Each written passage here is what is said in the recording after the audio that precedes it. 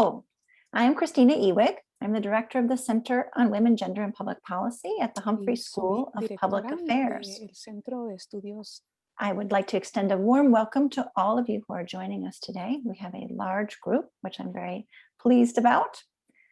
Please note that today's event features simultaneous translation between English and Spanish. Here are some brief instructions on accessing the interpretation function in Zoom. From a laptop or a desktop, you should have a globe icon. Or from a tablet or phone, you can find an interpretation as a menu option under the ellipsis icon of three dots. If you require translation, select the language you prefer, English or Spanish.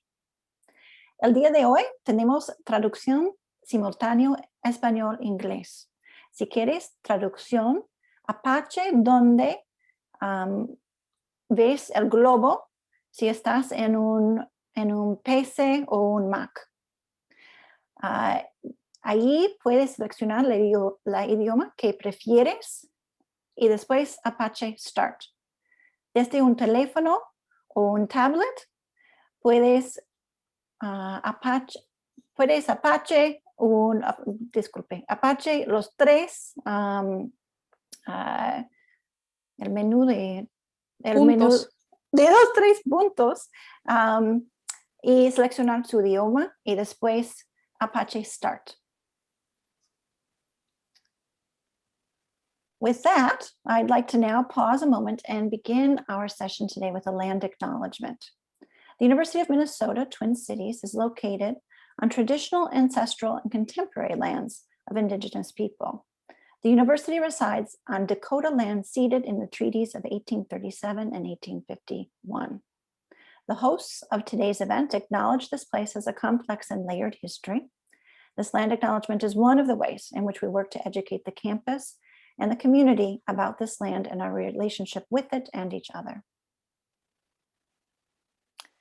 I'm very pleased to introduce today the second in a series of 3 events hosted here at the University of Minnesota to mark International Women's Day on the theme of gender, COVID-19, and human rights. I hope that you were able to join us this Tuesday when we heard a keynote lecture by Dr. Sanat Faseha, Director of International Programs for the Susan Buffett Foundation and Chief Advisor to the Director General of the World Health Organization. She spoke on the global state of reproductive health, and it was a fascinating talk and conversation. Today, we feature a panel discussion titled Stopping Femicide, COVID-19 Brings Renewed Urgency. And next Wednesday, we will host our own Dr. Rahel Nardos, Director of Global Women's Health at the UMN Center for Global Health and Social Responsibility. She will speak on obstetric fistula, a window into disparities in women's health, and call for a reimagining global health engagements. This series of events, all 3, is hosted by 5 units at the University of Minnesota, the Center on Women, Gender, and Public Policy at the Humphrey School of Public Affairs, the Center of Global Health and Social Responsibility, the Human Rights Program, the Women's Center, and the Interdisciplinary Center for the Study of Global Change, or ICGC. As part of our annual International Women's Day commemorations, we often partner with local organizations who are doing important work related to women here in Minnesota, across the nation, or globally. And this year, we are very pleased to partner with Global Rights for Women. Global Rights for Women has been a long-term partner with many of the units engaged in planning in this year's International Women's Day events, including the Center on Women, Gender, and Public Policy and the Human Rights Program. In fact, many of our master's students that have interests in global human rights have benefited from internship opportunities with GRW over the years. Global Rights for Women is a Minneapolis-based human rights organization that works with leaders around the world to advance women's and girls' human right to life free of violence. Specifically, Global Rights for Women works with international and domestic partners to provide customized trainings grounded in local advocacy on bettering responses to violence against women and girls. Global Rights for Women values are guided by including the voices of women and girls who are survivors of gender-based violence, collaborative global partnerships, a sustained commitment to justice, safety, and equality for all, and a recognition that violence against women intersects with multiple systems of oppression. We're very pleased to have Cheryl Thomas, women's rights attorney and founder and chief executive of Global Rights for Women, moderating today's panel. Since 1993, Cheryl has worked with partners around the world to promote women's human rights and achieve effective legal reform on violence against women. She has provided consultation and training on best practices in legal reform on violence against women to government officials, legal professionals, and civil society groups in over 30 countries. In 2008, Cheryl was selected as one of 15 experts from around the world to participate in a United Nations expert group meeting and publish a report on good practices in legislation on violence against women. In 2009, she participated in a second UN expert group meeting in Ethiopia. That expert group published a report in 2010 focused on harmful practices against women.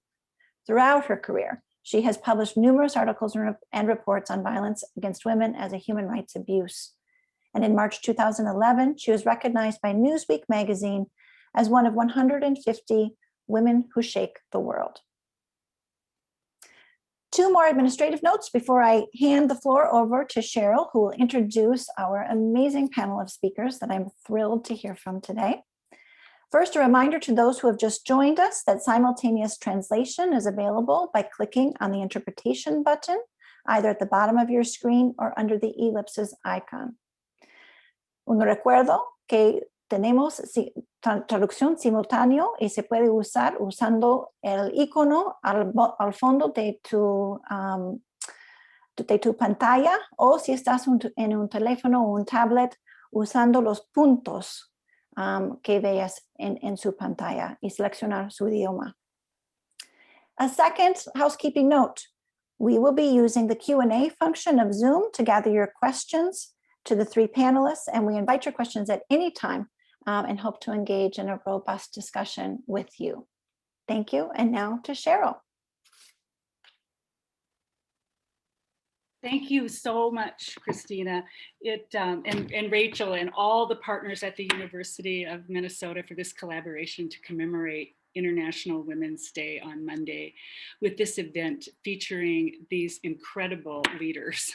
I'm just really so honored who you all have dedicated your life work to ending violence against women, and we're just thrilled that you can be with us here today and share your knowledge and your experience. And welcome to all the participants. We're thrilled to have you here with us also.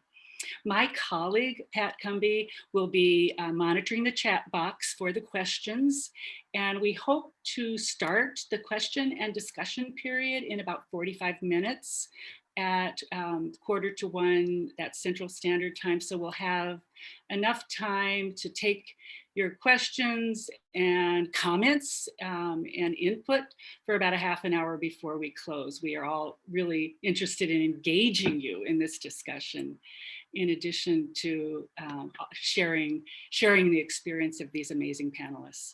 So I'm going to begin with a brief introduction of each of these women. And then I hope they'll tell you a little bit more about themselves when they first start answering our first questions. So Patricia Olamendia Torres is the coordinator of the Convention of Belém de Pará and the director of the Training Institute for Justice and Human Rights. Patricia has been deeply involved for decades in ending violence against women in Latin America. And she has offered us also an excellent summary of information in the form of a slide presentation that's included as a resource as part of this panel. And Rachel will show you that at the end. Welcome, Patricia.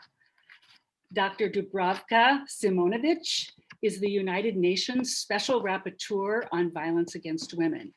And Dubravka is tasked with the huge job of reporting to the United Nations General Assembly and the United Nations Human Rights Commission about, and working with other UN agencies and organizations around the world on the global dynamics of violence against women and girls.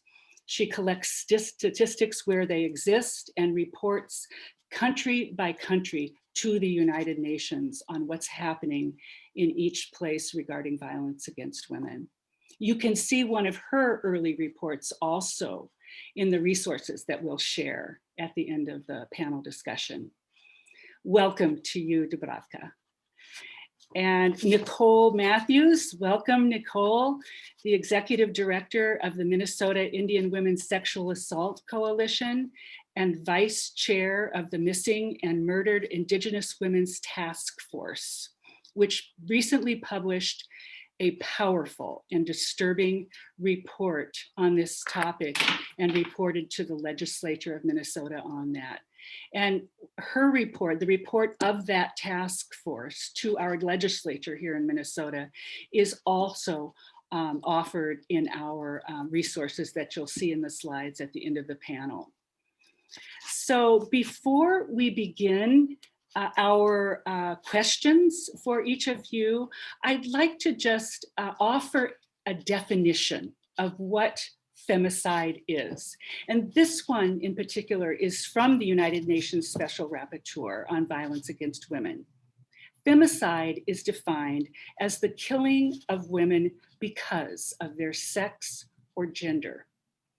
It constitutes the most extreme form of violence, most violent manifestation of discrimination against women and their inequality. Another concise definition that I feel is just very direct is from the Inter-American Court of Human Rights, defining femicide as the murder of girls and women for the sole reason of their gender.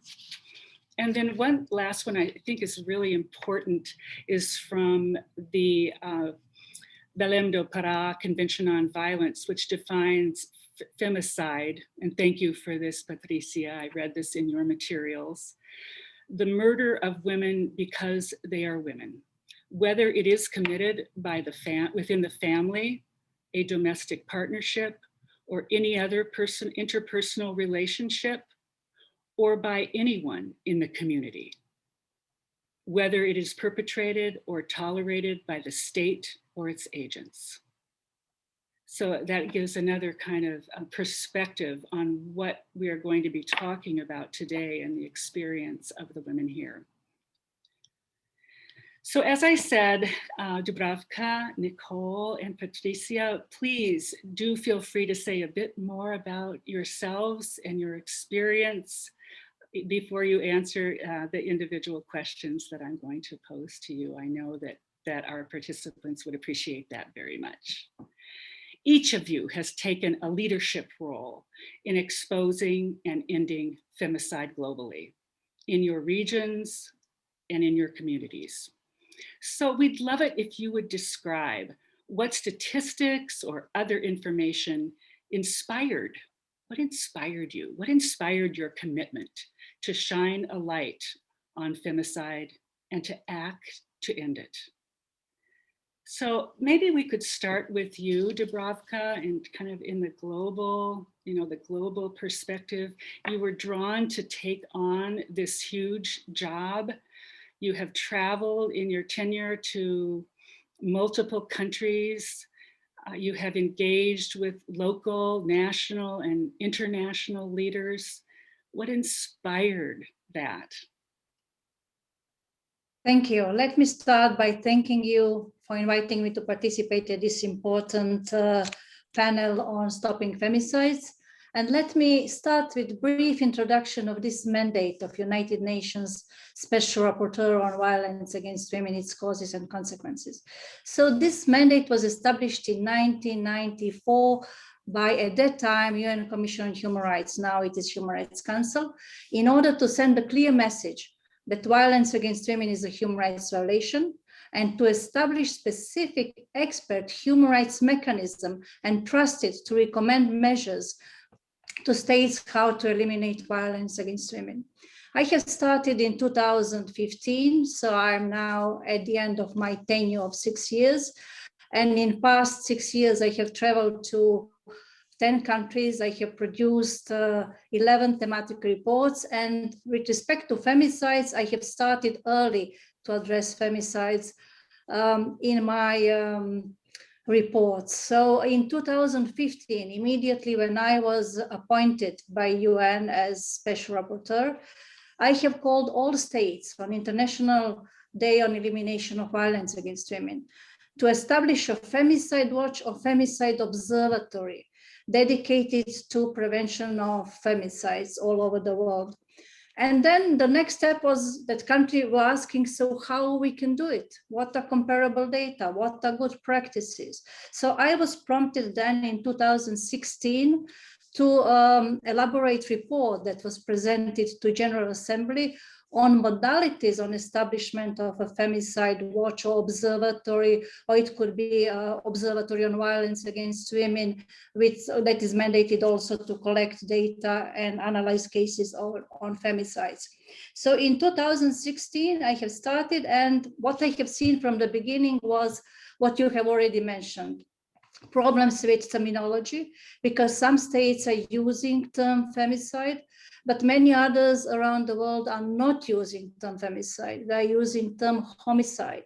So in order to bridge kind of this gap, I am using femicides or gender-related killings of women, because at the UN level, gender-related killings of women is accepted term, and there is specific resolution adopted by General Assembly on gender-related killings of women.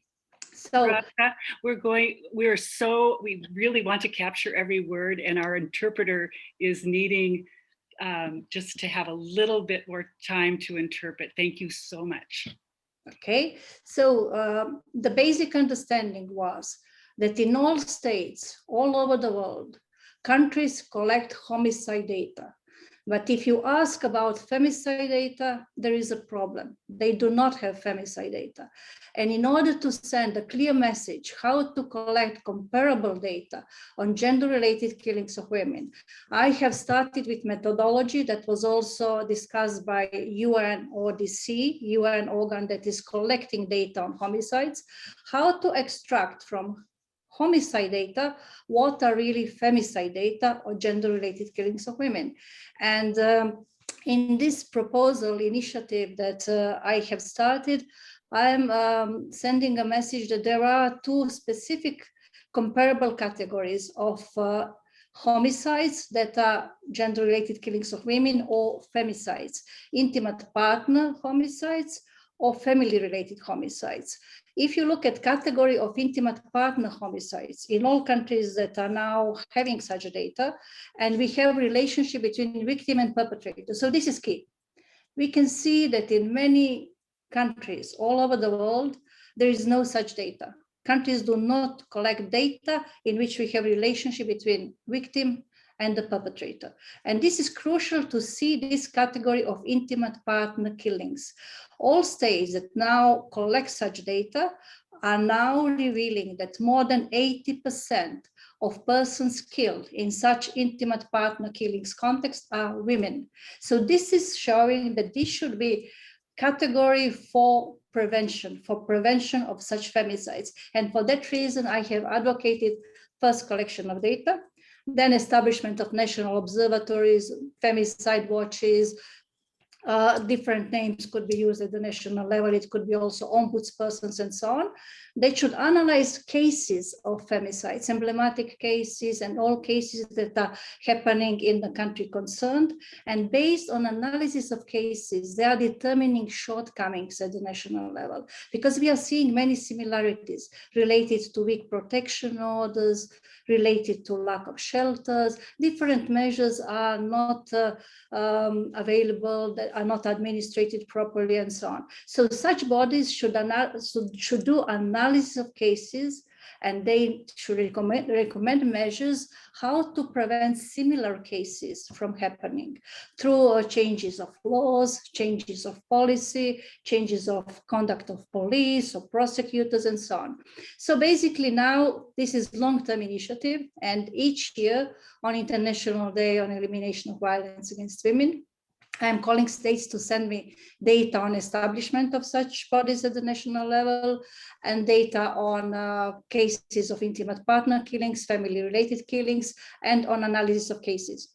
In past 5 years, I have seen establishment of such bodies in more than 30 states. And there are data coming in that are revealing, specifically in this category of intimate partner killings, that there are many preventive measures that we can compare, that we can really use as a tool to prevent femicides. So I would stop here because I think that there is a possibility for further elaboration discussion later. Thank you. Yes, thank you so much, Dubravka. I noted in your report that you are really emphasizing the need for data as a tool to bring on those in power to understand the severity of this problem and address it. So thank you for that.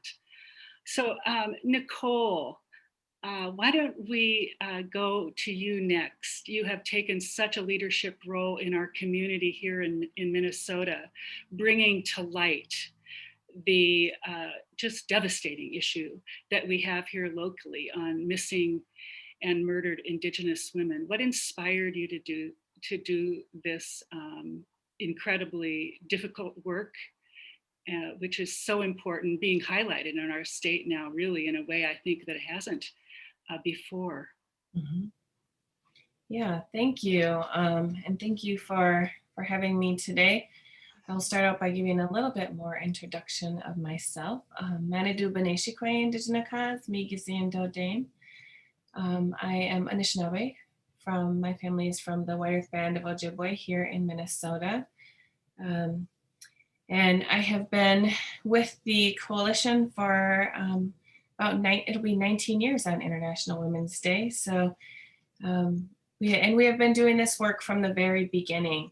And what really inspired us and was, really more about the lack of data. And, Dubravka was also mentioning there isn't any data that's collected. And for our Indigenous relatives here, this is our land, this is where we are from, this is our home, and there is little to no data on what is happening to our sisters and to our community members. And so really that is one of the biggest reasons that inspired many people, including our organization and including many women across Minnesota and across Turtle Island, and our Canadian relatives as well. And so, with our task force, we were really fortunate here to have some really incredible leadership, I think, from some Native women in the Minnesota legislature who really worked hard to make sure that we could have our voices heard. And what we knew from the little data that we have is we know that the rates of violence against Native women are extremely high. And we suffer some of the highest rates of violent victimization of any other race or ethnicity in this country, and primarily at the hands of non-Native men. And so, we knew some of that data. We also knew from our work on our Garden of Truth report, where we interviewed 105 of our Native sisters in Minnesota on their experiences being used in prostitution and trafficking.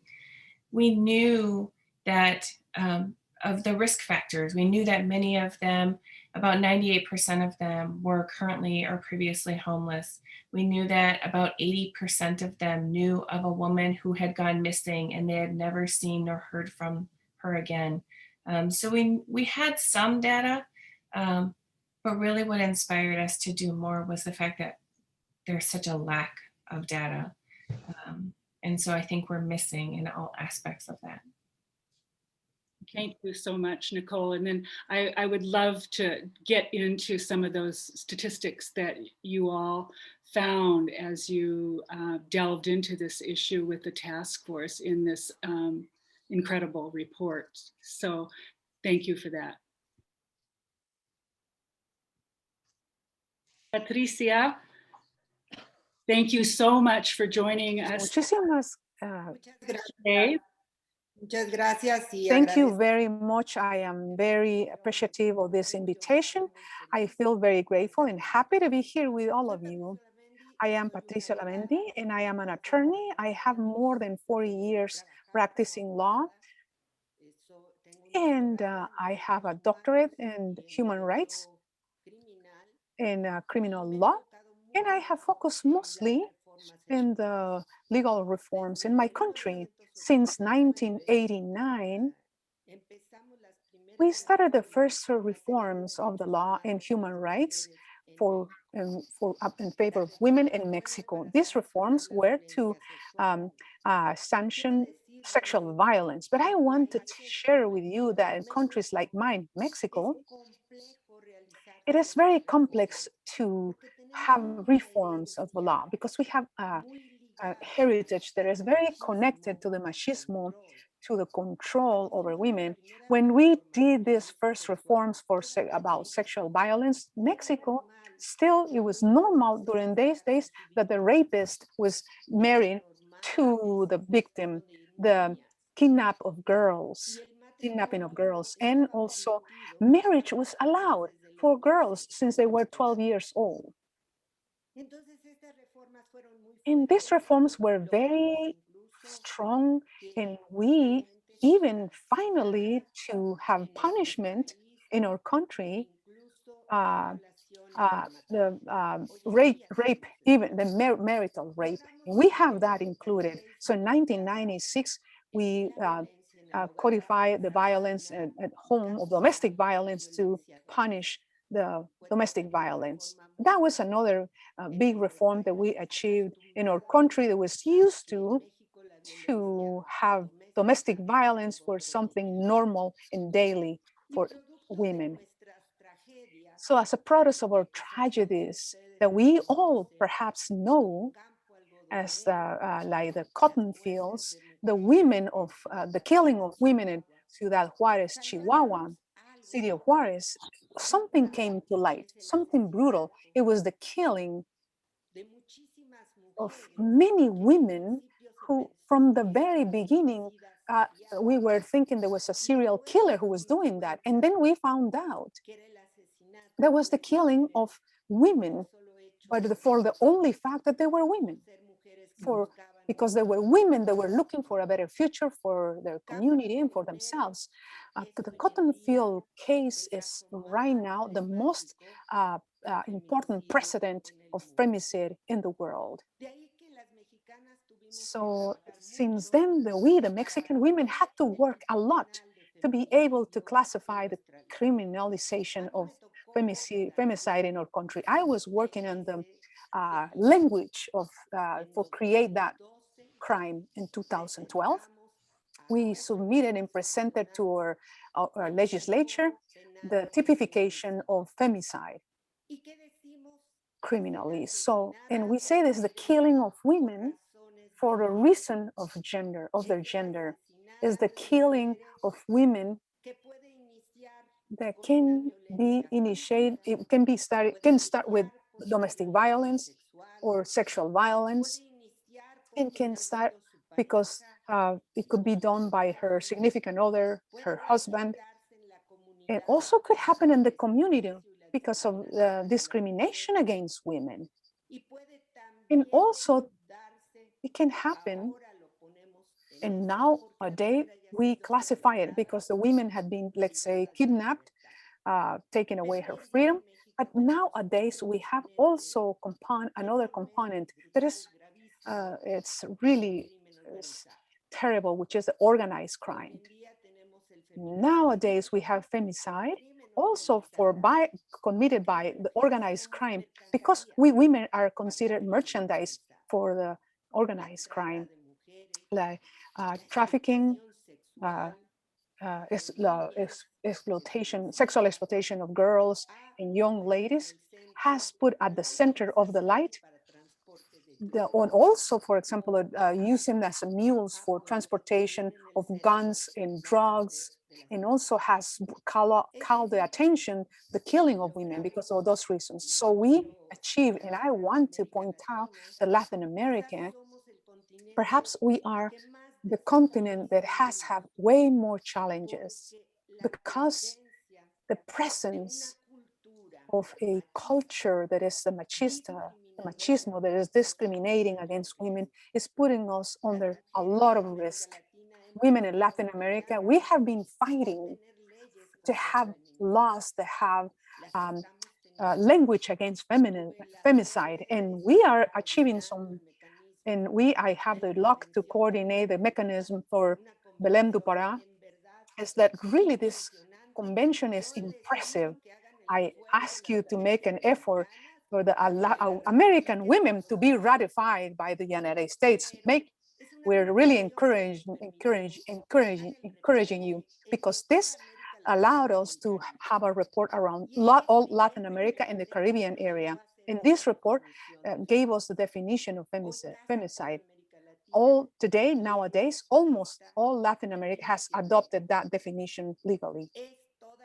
And it still is not perfect. It could be a work in progress. Some countries only has it during, if it happens in domestic life. But some other countries has a wider definition, like Mexico.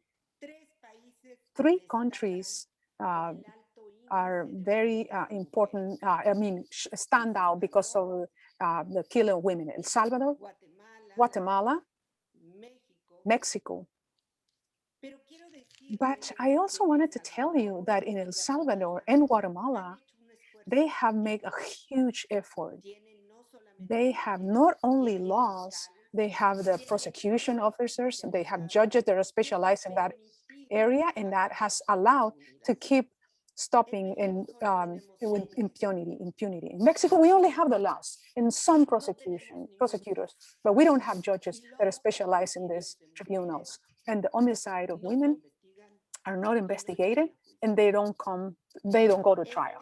They don't reach the courts. So this last year, we had 11 deaths of women per day. 11. Women that should have not died because of femicide can be prevented. And that is only in Mexico, Patricia? Yes, only in Mexico. Okay, thank you for that. Esto solamente. Yes. Yeah. Yes, 11 women a day are dying. Last year, extraordinary statistic. I noted in your materials that you sent, it is you state impunity. It is the impunity that for this violence that encourages the repetition of this human rights violation too. So there's just this huge problem of access to justice with this. Thank you so much for that, Patricia. And as long as we are talking about access to justice, Nicole, perhaps you could. Oh, before I say it, move to Nicole. We did get a comment. I said, put your questions in the chat. I'm sorry about that. The chat's disabled. It's the Q&A. Please put your questions in the Q&A, and we will be monitoring that. So thank you for, I think it was Manaz who let me know that. Thank you so much.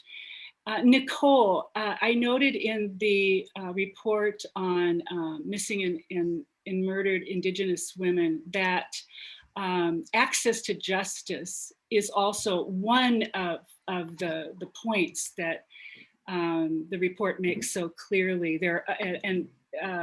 It also elaborates on, of course, the other just devastating dynamics of colonization and poverty.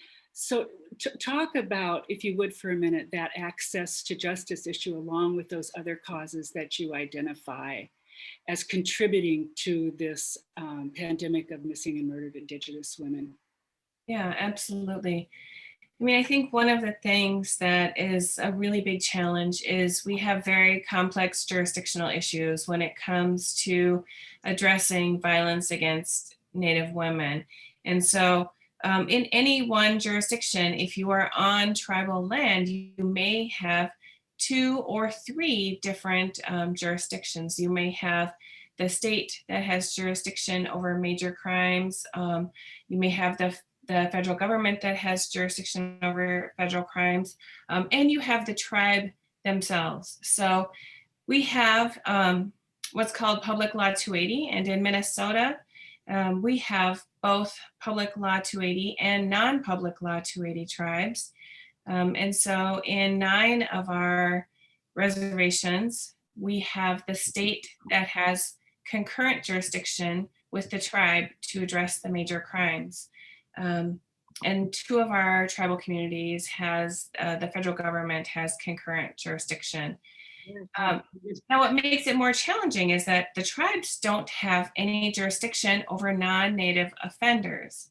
So essentially, if you go onto a tribal land and onto a tribal reservation and you murder a native woman, the tribe has no recourse to prosecute you. And so if the state or the federal government declines prosecution, which we know happens in a large number of cases, the tribe has, their hands are tied, they can't do anything about it. We have addressed that through some legislation years ago. The Tribal Law and Order Act addressed it, but that was only for domestic violence. And there's only a handful of tribes now that are positioned to be able to address that for domestic violence. But that does not, include, femicide. It does not include sexual violence. And so we have a long ways to go. And in addition, then, because of the complex jurisdictional issues, oftentimes when someone does call the police, there's question of whose responsibility is it to respond to these cases. And then sometimes you don't have anyone that's responding, or the response is inadequate. So there's many issues when it comes to access for justice, access to justice for Native women, that we have just fallen short and we can do better. And so we have a lot of areas that we need to address to really be able to fully have accountability for these cases for Native women. Thank you so much, Nicole. And I'm not sure we got that early statistics that cited in the report, or this. You cite a statistic, 1% of. Oh yeah, there's. To make sure. So in Minnesota, we have 1% of our state population is American Indian women and girls, but we made up about 8% of all murdered women in the state. And so just looking at, that small number that we comprise here, and then the, disproportionately being murdered. And in addition, in addition to this is all the number of women who are missing. And in any given month, we have, anywhere from 27 to 54 Native women who are missing, who are reported missing during any given month in Minnesota. So we have some huge, disproportionate numbers when it comes to this issue. Thank you for that. It's just really alarming, and I don't think there's there's just so little, like you say, information about that available. So Absolutely. This report is so important, and I really encourage all the participants to take a look at it. Well, our time is going so fast, I can't believe it. So I want to turn to Patricia and Dubravka, and I would love your thoughts on, we know that particularly with domestic violence, the most common form of violence against women in the world, that isolation is a tool for abusers, even before COVID, certainly. Isolation and just keeping women away from remedies and help and support. Could you comment on your experience in your own work, on how COVID-19, the pandemic, has exacerbated, what effects have you seen with COVID-19? Maybe we could ask you first, Dubravka, and then we'll go to you, Patricia. Thank you. Before going to this question, may I just provide a little comment related to previous discussion. As a United Nations Special Rapporteur, I have visited Argentina and I have visited Ecuador and discussed collection of femicide data. I have also visited this was official visits with recommendations. And I have visited El Salvador. I was also officially in Canada. And in all those countries, what is visible is that femicide data is not part on data on violence against women. So this is a separate data.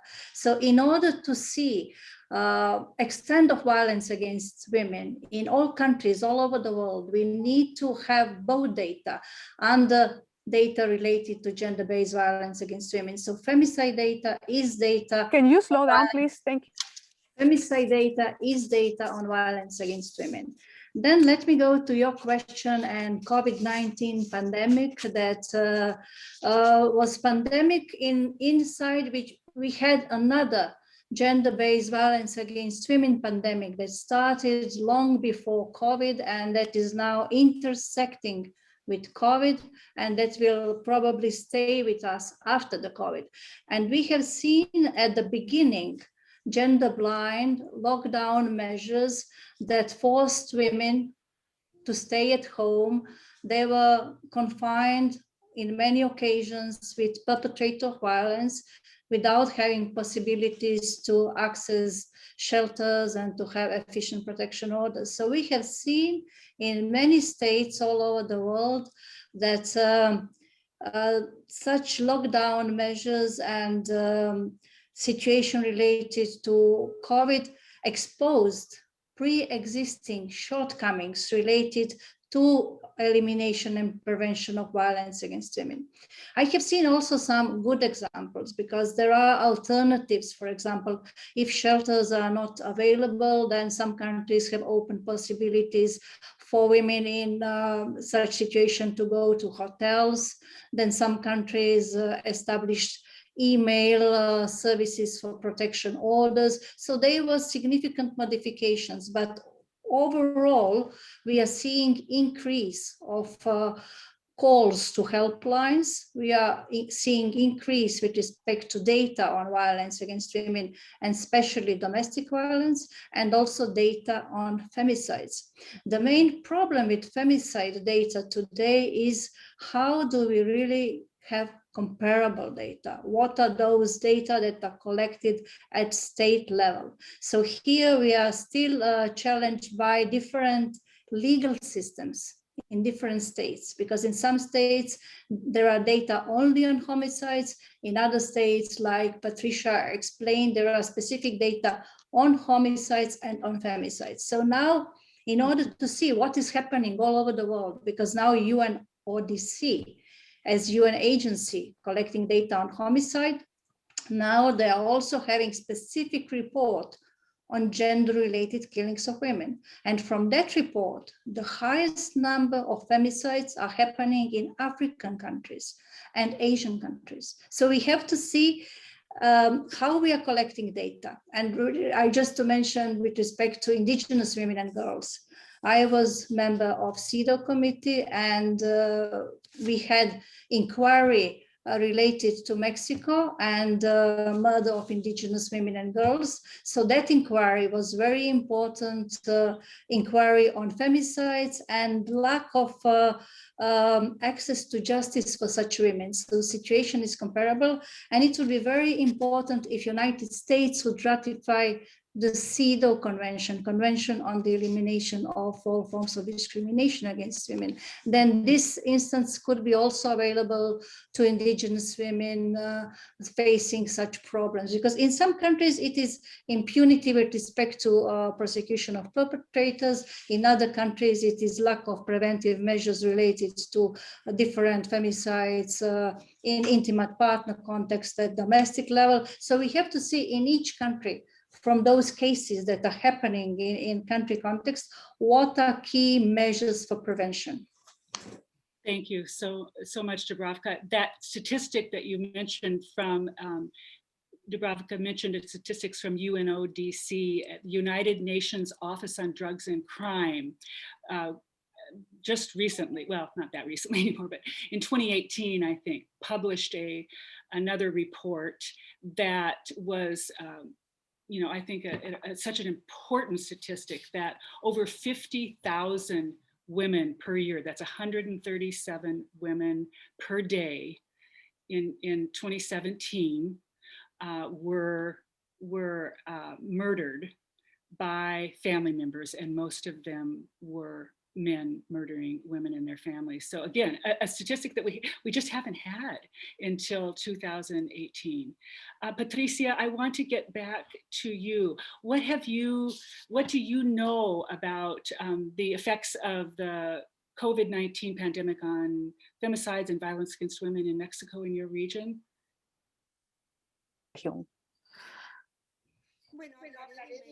Well, I can speak about Mexico, but although there is a report from CEPAL, the economic situation of Latin America, which is very important report about the effects of COVID in women's rights and violence. But I would like to talk about Mexico specifically because it gives us a big example of what's happening. Since the mid-year of last year, the groups started to give alert for the violence and domestic violence, and the government was not taking into consideration those reports and the calls, the emergency calls either. So, but they started to collect those calls, and those calls gave us a big landscape, like more than 1 million calls. But from those calls, and this is a very specific data that has to do a lot with prevention, 220,000 women submitted, even when they're in confinement, they've submitted a complaint, criminal complaint for being victims of domestic violence. 220,000 women. 67,000 women, Mexican women, went to a hospital or had to be taken care because of firearm injuries or stabbings, for bone fractures. So that's another data that is important for prevention. So we say in Mexico, who take care of those cases? We demand, because in reality is that they were in danger to lose their lives. Perhaps it didn't happen, but that's the risk. And we saw those victims. And another data that is very important, that is part of the statistics of femicide, is the disappearances.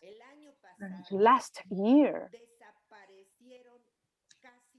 almost 5,000 women disappeared. From them, the 70% were minor, less than 16 years old. So what happened with those girls? So we have a big problematic, and we have an impunity level that is huge. And it's in Mexico, for impunity against violence against women, it's 94% high, the impunity. So that means that few complaints really reach the judges or the courts. So impunity is the most serious and most grave impediment for women to be taken care of. What happened to these women? Who took care of them? What happened with the children of these women who disappeared?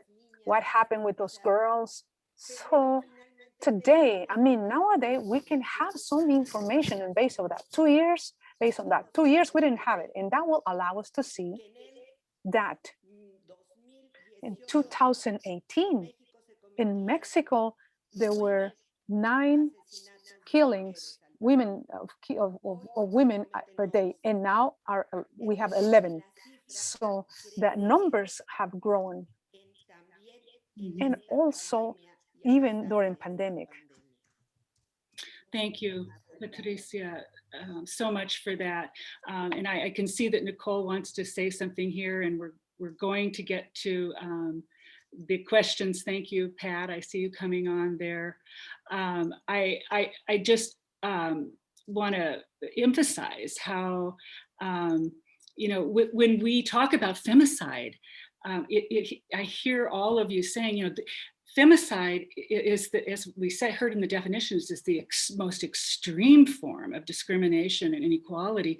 But think about the levels of violence against women that are and girls that are occurring around the world that never end up in femicide, but end up in devastating harm for the lifetimes of women and girls. We talk about femicide, I think, in the data, because oftentimes that is what gets the attention of our elected officials to improve policy and law and practice and remedies. But I really encourage the participants to think about the tip of the iceberg, certainly, is the femicides.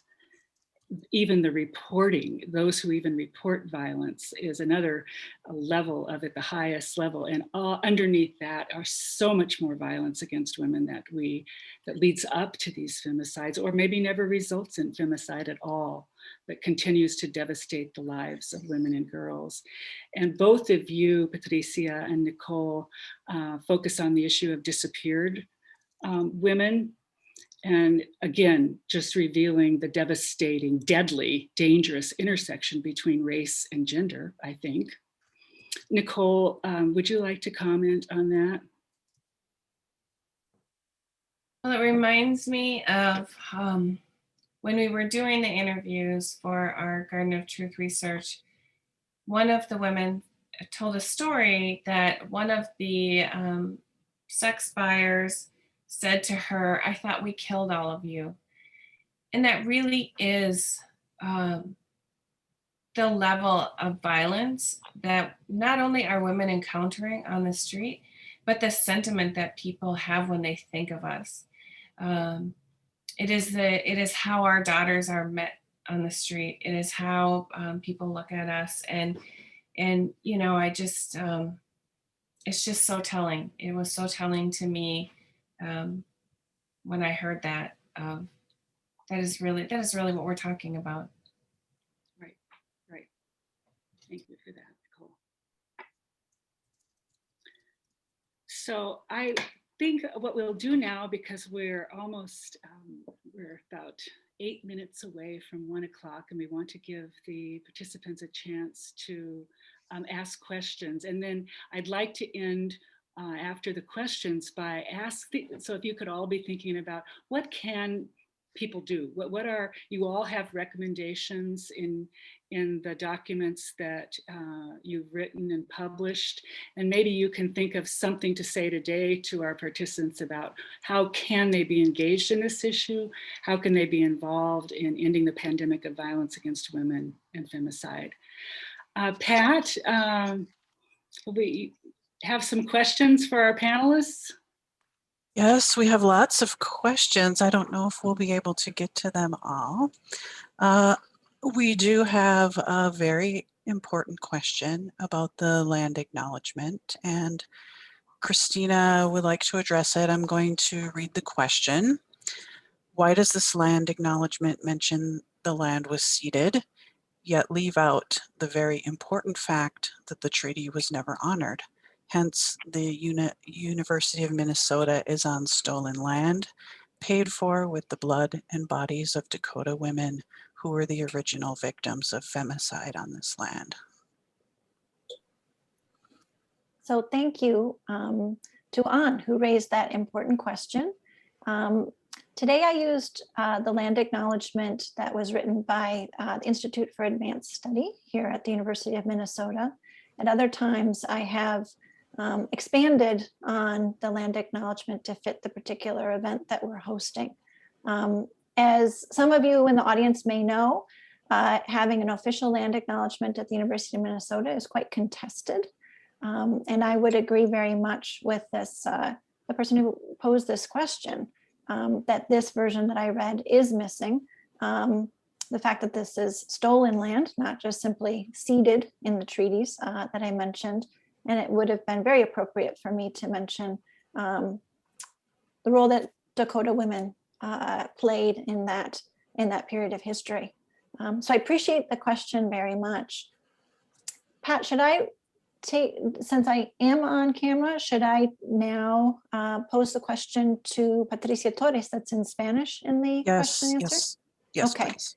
So we have one question in Spanish that is posed to Patricia that asks, ¿Dónde puedo encontrar datos sobre Where can I find data sobre la violencia hacia las mujeres about indígenas. violence towards against indigenous women, Hay datos sobre los and femicidios also de las mujeres data about indígenas. the femicide against indigenous women. Puedo obtener estos datos por parte Can del gobierno I federal obtain this data from the federal government of o Mexico por parte de los gobiernos or from estatales. the state Pregunto local governments? porque estoy trabajando Question, en un I ask you reporte this sobre la because I'm working violencia on a hacia report las mujeres against, indígenas. Muchas gracias. against violence against indigenous women.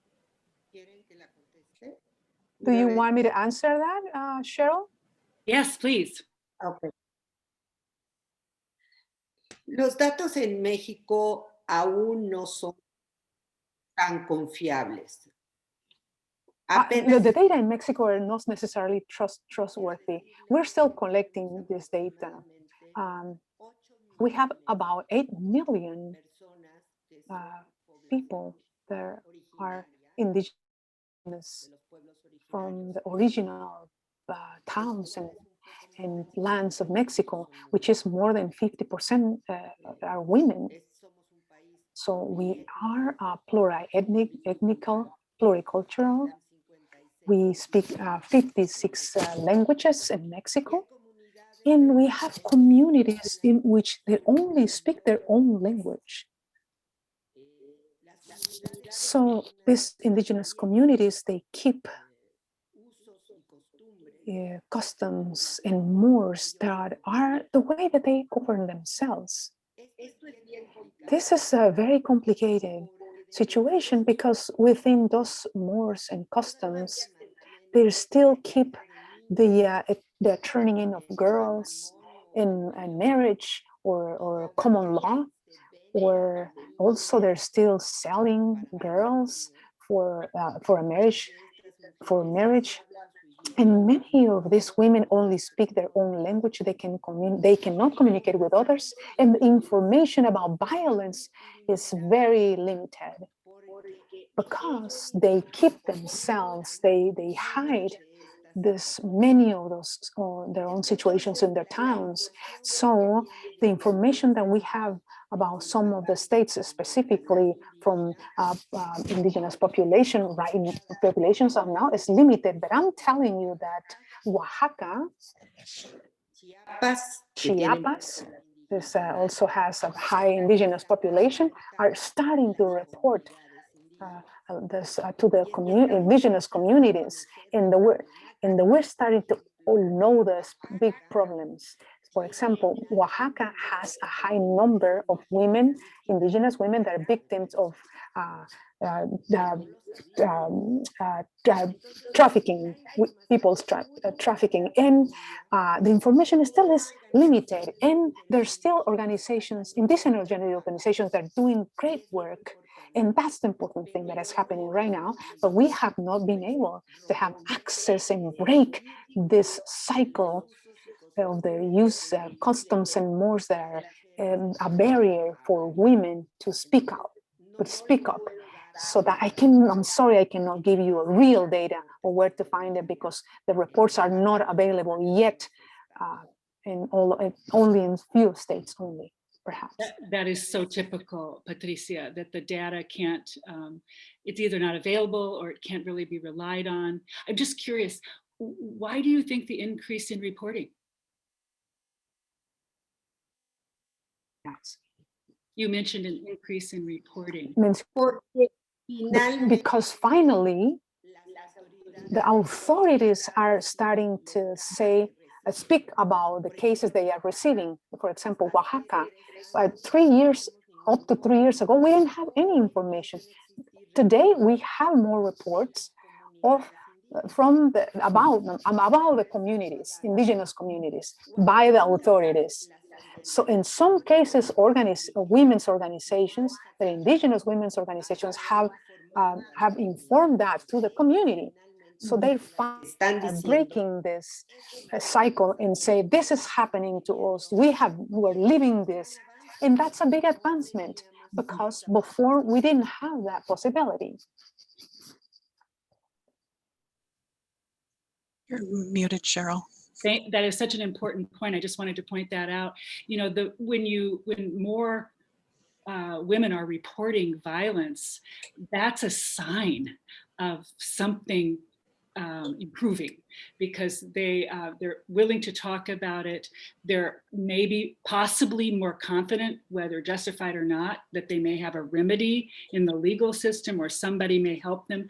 So it's easy to think that when statistics go up, that it's a terrible sign, but in some cases, it's actually a very good sign that there's confidence and awareness about the human right to be free from violence.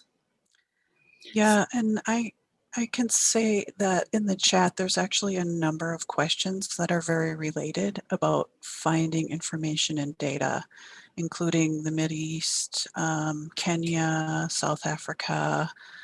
Those were mentioned in the chat. So I'm wondering if maybe Dubravka, how can people find information?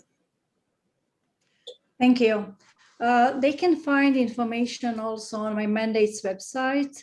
You put the name of the whole mandate and the Office of the High Commissioner for Human Rights, and data that I have collected on femicides in past 5 years are published on mandate's website. So in each year, I'm calling states and other stakeholders, including non-governmental organizations, ombudspersons, all those that have established femicide observatories or watches, to send me data related to femicide, intimate partner femicide, family-related femicides, and other femicides, and also to send me data about recommendations and work in area of prevention, because it's not only data.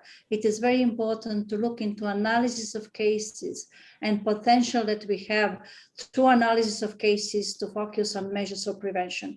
But data for specific countries could also be found at United Nations Office and Drug and Crimes report on homicide, with sub-report on gender-related killings of women. And those countries that are sending homicide data, those data are now under the category for intimate partner killings and family-related killings. They are now in this specific report on gender-related killings of women.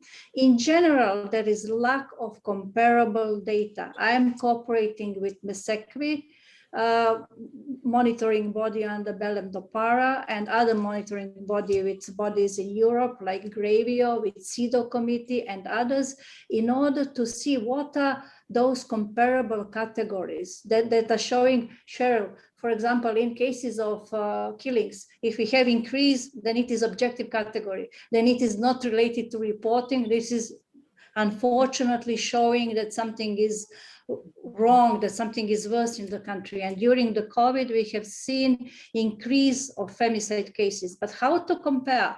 Only those states that had data before COVID on femicides collected under those categories of intimate partner and family-related killings, that are objective categories based on relationship between victim and perpetrator. They can compare data after COVID period, because they will see which type of increase they had in each category. Other countries will not really be able to compare. Can you slow down, please? Other countries would not be able to compare data. So for this reason, data is only first step, and we should not rely only on data.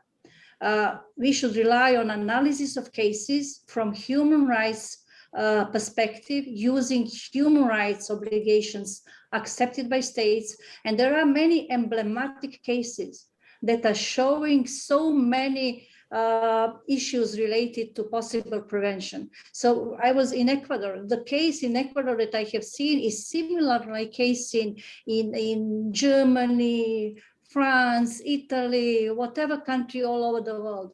Because if you detect that, for example, protection orders are very weak, or police would need a long period to go to home to address violence against women, or protection order should be issued in next 3 days, or too long period for situation that needs urgent measure. Then you are seeing what should be changed. So through analysis of cases, we are going in direction of prevention. So it's not only data, it is also analysis of specific emblematic cases that are showing direction for prevention. Yeah, and it's Thank you. Such an important point, and it's so beautifully highlighted in both the report or the materials that Patricia has shared and Nicole has shared, that there are other ways to analyze what's happening to women and what the intervention is and the remedies that they have access to. So thank you for that, Dubravka. Why don't we take one more question, Pat, and then I would love to end with each of you just really identifying an important way that participants can be involved in ending violence against women in their communities, globally. So why don't we end that way, if you could be thinking about that. And Pat, do you have one more question there? Yes, I do. This is a question for Nicole. And there's a comment. First off, thank you so much for your impactful work. Can you explain why there's a resistance on the part of the state jurisdiction to be engaged in investigating these crimes when it is non-natives committing the crimes on native land? Yeah, thank you. That's a really great question. And there's not an easy answer to that question. You know, I think it really depends. You know, with the response on the federal level, sometimes there's no response unless it rises to a certain level.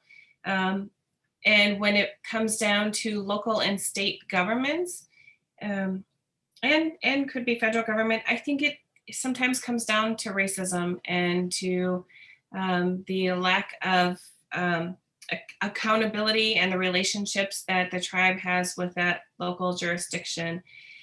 For instance, we know that many tribal communities, their land is on, you know, several different counties. It crosses across several other state jurisdictions or counties, particularly in Minnesota, and they may have a great working relationship with two of those jurisdictions and not a great relationship with the last one. And so what that comes down to, what that means is there's less response on that jurisdiction. When someone calls law enforcement, there may be little to no response. There's less collaboration in working on the crimes. And sometimes we have seen where in fact they don't even want to acknowledge the local tribal police. Now I think we've gone particularly in Minnesota, we've come a long way and built some really solid relationships in many of our communities. But I definitely think, you know, we have a long ways to go to really be addressing that across the board and to be able to provide the accountability and the safety for our women and girls. Thank you for that, Nicole. But why don't we follow up with you then? And what if you had one? That's a terrible question. But what is an important way that our participants can be involved in the issues that are addressed in your report? You know, I think that it's important for people to get educated on some of these issues and to know what's really happening, because it's hard to do something if you don't know what it is. And I think it's also important to be holding our systems accountable and to be pushing policy and legislation at all levels, because that's where we can really impact change. And then also to be holding all of those systems accountable and to connecting with people in their local community, to be supporting, maybe it's volunteering or fundraising or donating to their local community organizations, I think is really critical. And to show up, it really makes a difference when people show up. Every year on Valentine's Day in Minnesota, where it's really cold, we have a huge march and rally when it's non-COVID, and having our non-native relatives show up with us really makes an impact, and it shows our community and it shows our legislators in our state that people really care about this issue and they want something done. So excellent. Thank you, Nicole. Patricia, why don't we go to you next? The question is, if you have one thing. Bueno, yo quiero comentarles muy rápido.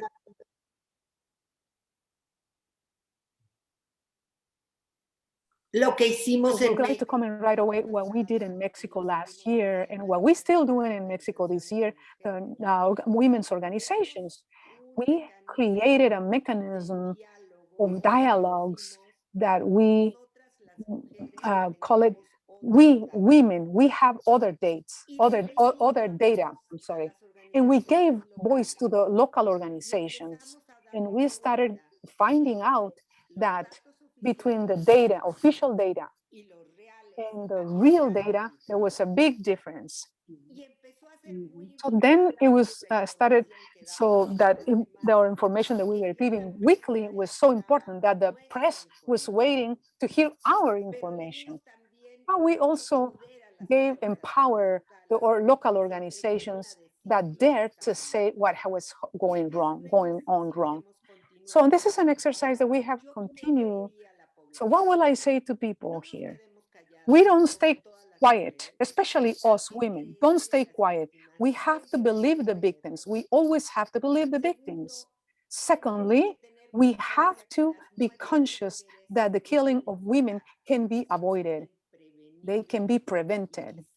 And perhaps our support is fundamental to avoid the killing of one woman. And keep supporting to be women are defending and working day to day with women to take care of their lives and their safety. We should support everyone. This world could be better for women if we all are in supporting. Wonderful. Thank you, Patricia. Yeah, I love that. We do not have to accept this. This is preventable. Not only the femicide, but the violence. There are ways we know to do this, and maybe we'll have another 3-day webinar on what all those ways are, best practices around the world. But there is so much acceptance of violence against women that just has to end. Dubravka. I fully agree. Femicides are preventable and states are responsible for prevention of femicides. So we need to hold states accountable. So for that reason, I am calling for femicide watches or observatories in all states, regions, and at the UN level. It is also important to have women's marches like Ni Una Menos in Argentina, in other countries, in Mexico, but in other European countries. Now we are seeing women's marches on different topics related to violence against women that are really pressing governments to change, to go into the direction of changing laws, practices, and addressing all those issues that are not properly addressed. I would also like to suggest that all those that are listening us, each individual could do something. I have in my reports good practices from non-governmental organizations, even individuals that are collecting data on femicides from public resources, putting everything on a website. NGOs in United Kingdom are having also big database on femicides happened in past 5 years. There are different possibilities at different levels to focus on data, but also on analysis of cases in order to prevent femicides and to hold governments accountable.